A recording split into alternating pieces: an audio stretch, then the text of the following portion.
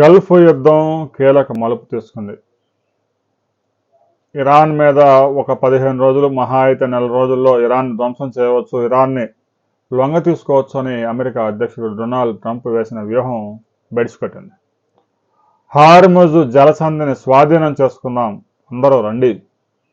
China, Australia, Japan, New Zealand, భారతదేశం ఇలా అన్ని దేశాలని ట్రంప్ పిలిపించాడు. యుద్ధ నౌకలు తీసుకుని అందరూ రండి, ఈ హార్ముజ్ జలసంధిని మనం స్వాధీనం చేసుకుందాం, మన ఆయిల్ ట్యాంకర్లు, చమురు ట్యాంకర్లు, గ్యాస్ ట్యాంకర్లు మొత్తాన్ని, ఓడలు మొత్తాన్ని నడిపించుకుందాం అని చెప్పేసి ట్రంప్ పిలుపునిస్తే చైనా స్పందించింది. నీవు యుద్ధం ఆపితే మంచిది, యుద్ధం ఇమ్మీడియట్గా ఆపాలి. కేవలం ఇరాన్ మీదే కాకుండా ప్రపంచం మీద అనేక దేశాల మీద దీని ప్రభావం పడతా ఉంది. నువ్వు యుద్ధం ఆపితే మేము వస్తాం. అమెరికా యుద్ధం ఆపేది లేదు, చైనా వాడు వచ్చేది లేదు. ఇక ఆస్ట్రేలియా కూడా అలాంటి సమాధానమే చెప్పింది. అమెరికా అధ్యక్షుడు ట్రంప్ నేరుగా పిలిచినా కూడా ఒక్క దేశం కూడా యుద్ధ నౌక తీసుకొని అమెరికా తరపున పోరాటానికి హార్ముజ్ జలసంధి వద్ద కానీ అసలు ఆ జలాల్లోకి ప్రవేశించే ప్రయత్నం చేయడం లేదు. అంటే అమెరికా, ఇజ్రాయిల్ చేసింది తప్పు. ఇరాన్ మీద దాడులు చేయటం, అనుభూతి చూపి ఇరాన్ మీద దాడులు చేసి అక్కడ పరిపాలకులను చంపేసి కొత్త వాళ్ళని పెట్టి ఇరాన్లో ఉన్న చమురు నిక్షేపాలను దోచుకోవడానికే అమెరికా ఈ ప్రయత్నాలు చేసింది అనే విషయం ప్రపంచంలోని అన్ని దేశాలకి తెలిసిపోయింది. దీంతో ట్రంప్ ఎంత ప్రయత్నం చేస్తున్నా కూడా హార్ముజ్ జలసంధిని స్వాధీనం చేసుకోలేకపోతా ఉన్నాడు. తాజాగా ఇరాన్ వేసిన బిగ్ ప్లాన్తో అమెరికా విలవిలలాడిపోతా ఉంది. తాజా ఆయుధాలు, వజ్రాయుధాలు లాంటి ఆయుధాలు ఇరాన్ బయటకు తీస్తా ఉంది. డాన్సింగ్ మిసైల్స్ని బయటకు తీస్తూ ఉంది. పాములాగా చిక్కకుండా వెళ్ళి దాడులు చేసేది. ఇక సౌదీ అరేబియా, దుబాయ్ ఎయిర్పోర్ట్ల మీద, కువైట్, ఖతర్ మీద దాడులు చేస్తూ ఉంటే వాటిని కాచుకోలేక దుబాయ్ దేశాలు అల్లాడిపోతూ ఉన్నాయి.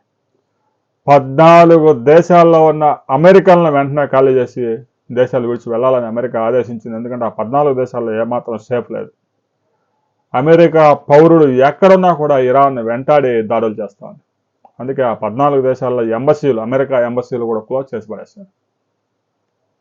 ఇక రాబోయే కొద్ది రోజుల్లో గల్ఫ్ యుద్ధం ఒక కీలక మలుపు తీసుకోబోతా ఉంది. అమెరికా అధ్యక్షుడి మీద తీవ్రమైన వ్యతిరేకత పెరుగుతూ ఉంది, ఒత్తిడి పెరుగుతూ ఉంది. అసలు ఇజ్రాయెల్ ప్రధాని బెంజమిన్ నెతన్యాహు అయితే చనిపోయాడన్న ప్రచారం జరుగుతూ ఉంది. అయితే నిన్న బెంజమిన్ నెతన్యాహు వేషంలో ఉన్న ఓ వ్యక్తి కాఫీ కేప్లో ఇలా ఏలు చూపించాడు అని ప్రచారం జరుగుతూ ఉంది. ఆయన ఒరిజినల్ బెంజమిన్ నెతన్యాహు కాదట. అంతర్జాతీయ మీడియా కథనాల్లో కూడా అదే విషయం వచ్చింది.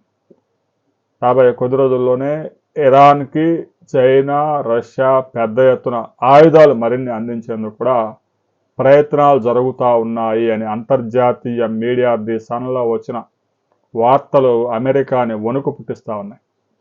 ఇరాన్ ఏమాత్రం చర్చలకు రావడానికి ముందుకు రావడం లేదు, చర్చలకే రావడం లేదు.